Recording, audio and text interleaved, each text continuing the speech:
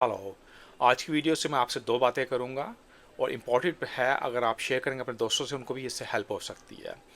जब आपको हद से ज़्यादा बासियाँ, जमाई या यमिंग बोलते हैं, कब हद से ज़्यादा आ रही हो तो इसका ये मतलब है कि आपके अंदर, आपकी बॉडी के अंदर ऑक्सीजन की कमी है।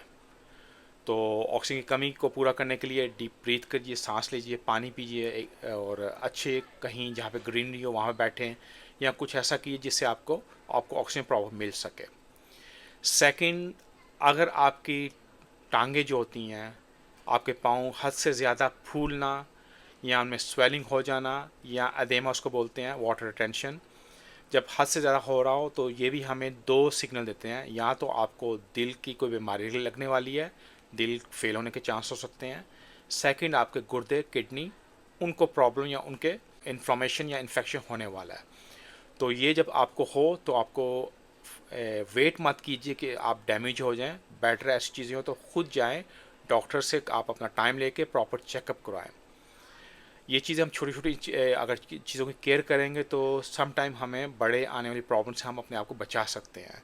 तो मैं आपको रिकमेंड करूँगा, अपना ख्याल रखें और इस वीडियो को शेयर कीजिए। Stay blessed. Thank you.